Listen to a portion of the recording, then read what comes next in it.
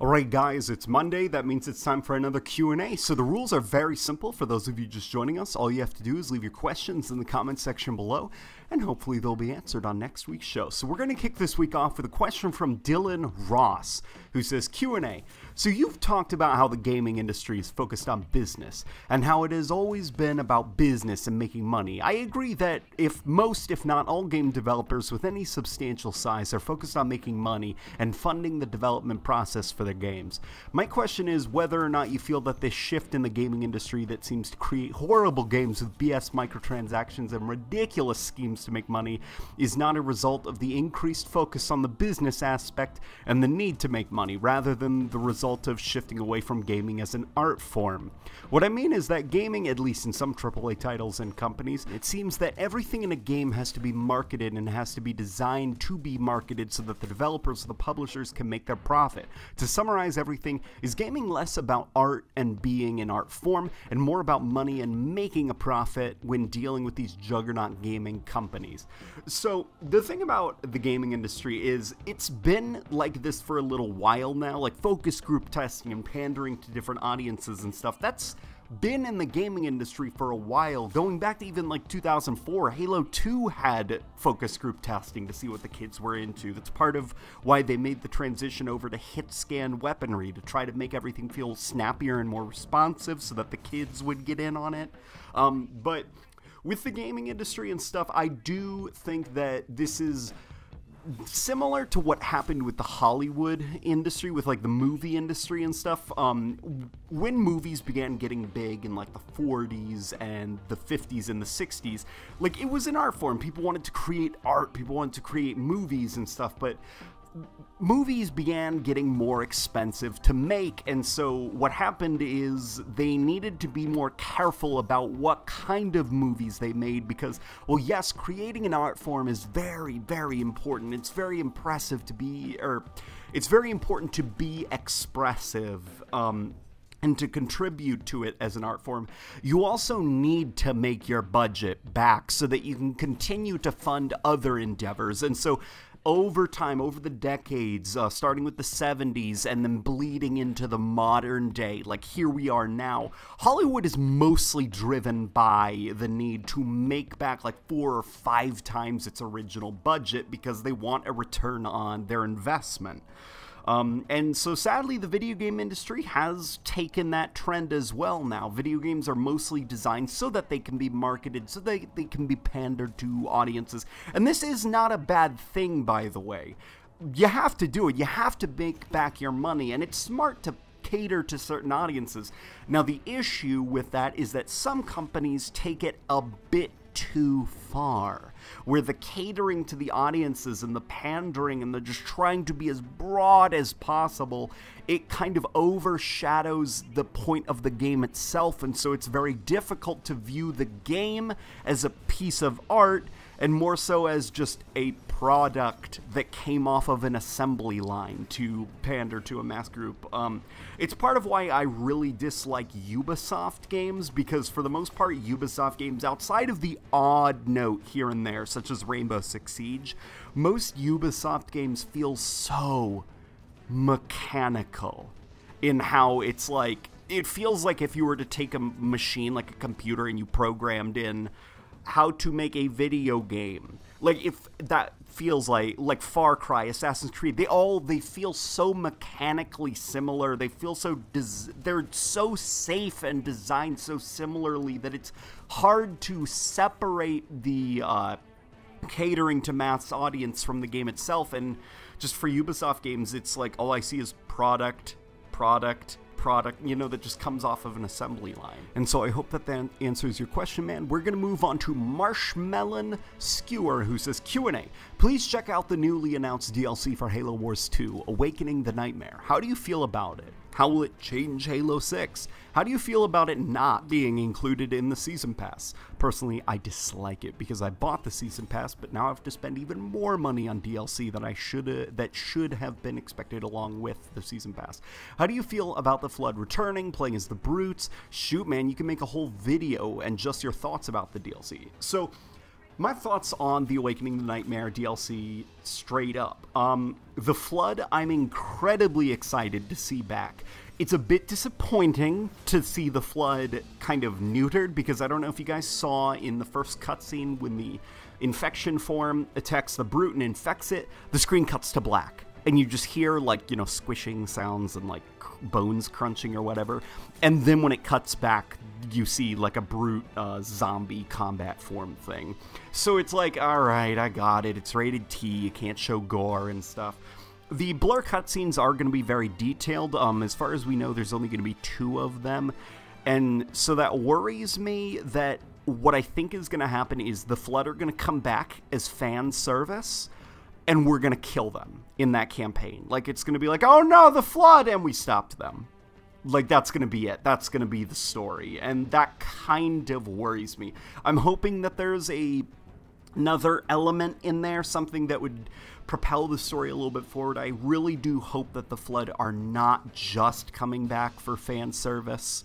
But I'm worried that that's all we're going to get. It's just going to be like the Flood are back and we stopped them. And then as for the pricing of the DLC, so this is definitely a point of contention in the Halo community.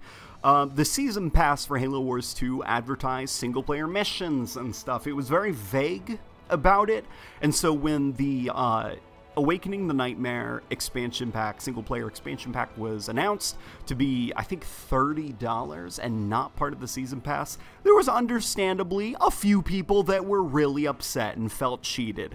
And usually I say, guys, come on, read the fine print, like, you guys got yourself too hyped up and stuff, but this is an instance where I'm like, oh no, yeah, no, that was not fair. That was not fair. The Season Pass was worded vaguely enough that Microsoft could use this as a loophole. Like, well, we didn't say anything about full-blown single-player expansion packs, and that's kind of where I'm like, no, that's not fair what you guys did. So no, yeah, I'm totally on board with people. I think it was a very crummy thing to do, to just kind of like worm their way around the fine print like that so that they could charge money for the single-player expansion. I'm still going to buy it because I like Halo Wars 2's campaign, and more campaign is good for me. And in fact, I'd like to see more Banished, so this is just, you know, kind of my cup of tea, as well as the Flood returning. But what they did should not be done going forward because it was very shitty. Those are my thoughts on the pricing. So the next question comes from My Real Name Sucks, who says, Halo Q&A. Do you think Halo 6 with adjustable graphics will bring some players back? And number 2, do you think Warzone Firefight could be cross-platform play as to not completely split the player base? So to answer your first question, the thing about adjustable graphics is I'm a graphics whore, okay? I don't feel ashamed at admitting that. I'm a big graphics whore because here's the thing. As well as just enjoying good gameplay and enjoying really good stories, I also really like to see the graphical techniques that developers put into their games and stuff. I like to see the evolution of graphics, seeing the different techniques that we use as we get closer and closer to photorealism. I think that that's really interesting. It's like studying the way a painter uses his brush. It's like, oh, I didn't think about using strokes like that to kind of bring out the leaves in a tree. I think that graphics are very interesting and stuff. One of a few games that I play, not just for the gameplay and the story, but also the graphics, is Gears of War 4, because I think that visually it's very, very interesting to look at all the different techniques that they use to pull off such incredible visuals on the PC. I'm not sure how it looks on the Xbox One. I didn't bother to play it on the Xbox One. I just stuck with the PC version at max settings and 144 frames per second, and it looks beautiful. It looks so good. And so with Halo 6, I'd love to have some kind of adjustable graphics slider on the console, but the thing is, not a lot of people care about that stuff. I mean, if you were to tell a casual gamer, like, I really like the way that this game used ambient occlusion to pull off some of its shading, they wouldn't know what you're talking about. They wouldn't know what ambient occlusion is. Or if you talked to them about anti-aliasing, they wouldn't know what that is. So for a majority of gamers, I don't think the allure of adjustable visuals would be like a major selling point. I mean, maybe a minority of people would think, oh, that's kind of interesting, a console game with graphics sliders. But for the most part, people are like, I don't care, I just want to play the game, just give me the game. And then to answer your second question, would Warzone Firefight work with cross-platform play as to not split the player base? Well, first of all, that would require there to be a PC port of Halo. So it's a very interesting setting, or discussion, I mean, not setting. I would like if Halo 6 came to PC for cooperative modes to be cross-platform play, because obviously there will be a benefit to using the mouse versus the controller, but when you're talking about just a cooperative mode where teammates are working together, I mean, who cares? Just let them play together. In competitive 4v4 Slayer and matchmaking, then I understand where it's like, okay, now we're starting to enter some gray territory where we really need to sit down and discuss this. Although one could argue that if a PC version came out and had all these different graphical settings and like a field of vision slider so that you could see more of your peripheral vision, as well as using a mouse and keyboard, you could be always at the top of your scoreboard in Firefight, in which case, okay, maybe that's not so balanced. Like, you know, it's just, I would say go for it, because who cares? Like, it's Firefight. You know, just knock yourselves out, have fun. But, you know, I could see why they wouldn't make the choice to do that. Personally, I wouldn't even like to see Warzone Firefight back. I'd rather just have regular Firefight, but that's just me. So, you know, those are my thoughts. So the next question comes from the Storyteller channel, who says, Halo Q&A. Although you said you don't care about the modern Halo story, I have a theory that the Flood might return because they have infected all the other galaxies and we are the last galaxy not infected by the Flood. What do you think? And of course, add along with that Cortana has a logic plague to allow the theory to flow well with the current game situation. Please let me know what you think in your next Q&A. I love hearing what you have to say. Thanks for the awesome content. Okay, so in order to talk about this theory, I'm going to have to debunk one thing. So the Flood have not existed outside of the Milky Way galaxy because, okay, story time, everybody. All right, so everyone sit down. We're going to have a little bit of a story. I'm going to explain where the Flood come from. So in Halo's story, the Milky Way galaxy was created by these just like Lovecraftian eldritch beings from the stars. They're formless, they're bodiless, like, because they're so advanced that they've transcended the need for a physical form. It's like, I forgot what that one saying is, but it's like, one day technology will become so advanced that it'll be indistinguishable from magic. It was something like that, that quote. But essentially that's what happened with these beings, and they're called the Precursors in Halo's lore. Yeah, the Forerunners have their own Forerunners.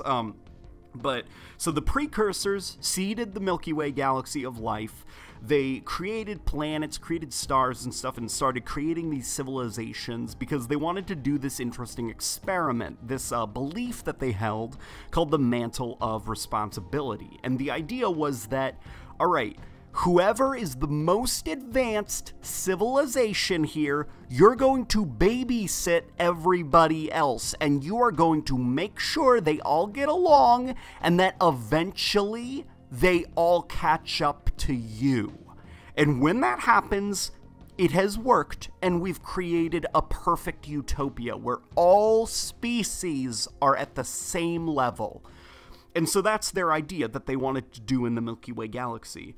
And they created the Forerunners specifically to be the holders of the Mantle of Responsibility in the Milky Way, while the Precursors went to another galaxy to do the same thing. Essentially, they wanted to travel across the entire universe, jumping from galaxy to galaxy, seeding it with life, leaving somebody to kind of babysit the galaxy as they go to another one. Like, you know, you get the idea. So the Forerunners were to kind of babysit the galaxy, make sure everyone got along, make sure everybody got to the level of the Precursors, and then, you know, then everybody's happy. The problem is that the Forerunners began getting a little bit hot-headed because they were like, oh, we have the mantle of responsibility. Like, we got this. We're so cool. And the precursors recognized that and were like, okay, no, that's a problem. Because, see, here's the thing. You can't just be, like, the most advanced civilization. You also have to be the most humble. So they actually began to look towards ancient humans as the holders of the mantle of responsibility. Because they were like, these humans are a lot more humble and not up their own ass. The Forerunners got mad and in this unexpected way turned on the precursors. It was so fast that not even the precursors expected it because they're like, we're gods. Like, why would they ever do this? And boom, suddenly the Forerunners struck back and attacked so quickly and so viciously that they nearly drove the precursors into extinction. The last few precursors that were left turned themselves into this, like, dust-like form so that they could just hide. Like, they're like, we're dirt. We're nothing. We're just dirt. Like, you know, you won't find us. So that they could just wait it out, wait for the Forerunners to just go crazy with power and destroy all life in the Milky Way so that they could reform and then just maybe try again. Now, the problem was that as the millennia went on and the precursors stayed in this dust form, their genetic structure began to kind of forget what a precursor was, and it began to get a little bit corrupted. And naturally, this dust was actually discovered by species in the Milky Way galaxy. And they were like, oh, like this dust, it's weird. It's got a weird, like, structure to it on a molecular level. But they found out that this dust has a weird kind of calming effect on animals and house pets and stuff. And they're like, whatever, just give it to our pets as, like, catnip. And so bad things kind of happened from that, and these pets began to grow mutations and weird growths, and they began cannibalizing each other, and it turned into this weird fungal, like, disease that began to spread, and it jumped to humans, and eventually it turned into the flood infection that we all know and love. And that's the story of the flood. And so that's kind of why the flood can't exist outside the Milky Way galaxy, because the flood were born in the Milky Way galaxy. So going forward with the flood returning and the idea that maybe Cortana is under the influence of the Grave Mind and she doesn't know it, I don't think that that's what 343 is going for, but I think that if 343 was smart, they would use that excuse to, like, kind of retcon out the, oh no, Cortana's fine. She found the fountain of youth for AIs, or whatever that dumb quote was. Like, no, make Cortana malfunctioning, make Cortana clearly not right. Like, she's not thinking clearly and stuff, because no, Cortana would not just think, this is a logical progression of my character, doing a stupid, dumb robot takeover with giant space owls. This makes sense. And those are my thoughts on it. Marty McCarty says, Q&A, do you think Cortana could possibly be replaced by the new AI model in Halo Wars 2? I had never thought about it until just recently. Maybe she gets paired with Chief to take down Cortana. So here are my thoughts on Isabel in Halo Wars 2, the new AI Isabel. I very much suspect that Jerome, Spartan Jerome, is going to kind of be groomed as a successor to Master Chief, because I think that we all kind of suspected 343 was hoping Locke would be like the next Master Chief, but there's a few problems with that. Number one, Locke isn't very interesting as a person. He's very bland and boring. Number two, his armor is so dumb looking. It's not nearly as iconic as Master Chief's. It's not nearly as unique and original a design. It just looks like generic space armor. And so Jerome, the thing with him is he looks very much like Master Chief. He's got green Mjolnir armor. You don't really see his face. All you know is his name is Jerome. Like, it would make sense that if Steve Downes were to retire or something from voice acting and 343 would need a replacement, replace him with the guy that is essentially Master Chief with a different name. And so for Isabel and Cortana, I do think that Isabel is going to become like a new character within the Halo universe. I don't think that they're done with her story in Halo Wars 2, or at least I hope that they're not done with her story.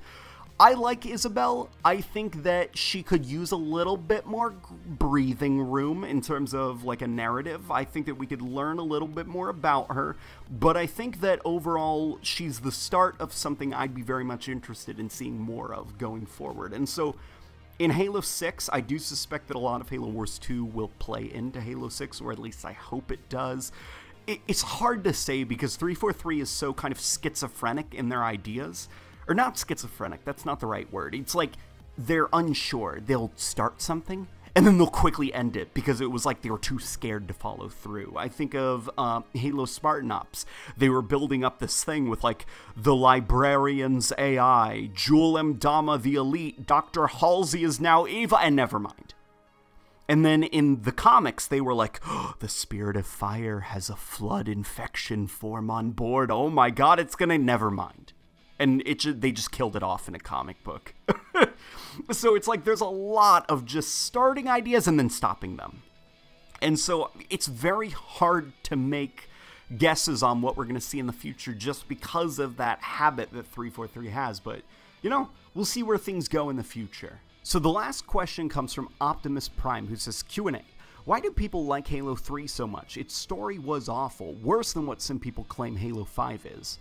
So here's the thing about Halo 3's story. It is pretty bad if you were to read it on paper. So it's like, alright, there's a lot of inconsistencies and things that we already know about Halo's lore. The way the game starts doesn't make a lot of sense. Wait, what? Why is Chief in orbit? Why did he crash land on Earth? Last time we saw him, he was going to quote, finish the fight.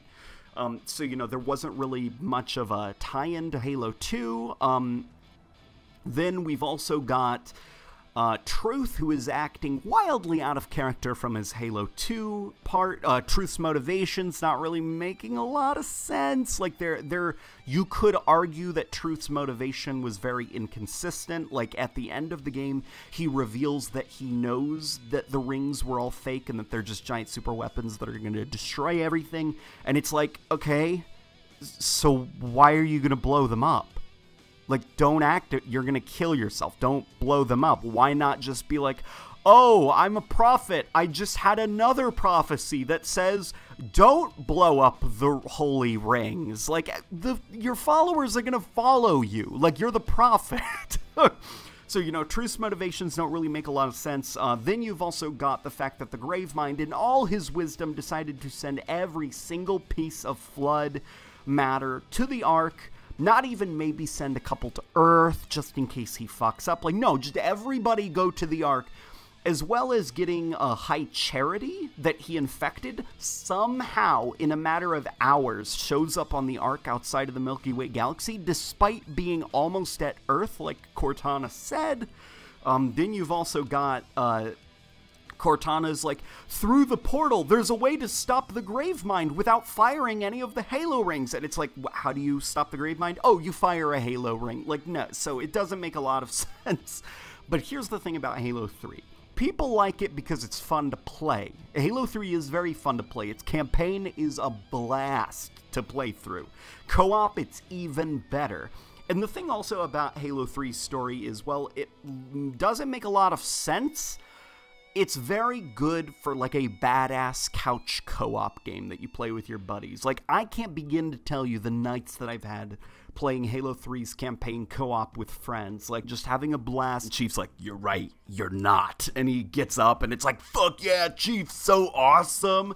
And then we've also got, like, the Warthog run, where it's like, oh, yeah, this is so cool. The music, da-da-da-da, da-da-da-da, like... Halo 3 was very good at just making you feel awesome. Just making you feel so awesome and badass, and that's why people like it. Yeah, the story makes no sense, but I don't think the story was aiming to make sense. I just think they were trying to make the coolest, most awesome, badass action story possible. And that's where Halo 3 succeeded, in my opinion. And, you know, so those are just some of my thoughts. And guys, that wraps up this week's Q&A. So for the next week, all you guys have to do is leave your questions in the comment section below, yada yada. I gave you guys the rules before. You're also allowed to ask non-Halo questions now, because not a lot is going on in the Halo sphere. So we are allowed to branch out a little bit, you know, just to keep people's interests until the next Halo news. So you guys can ask away.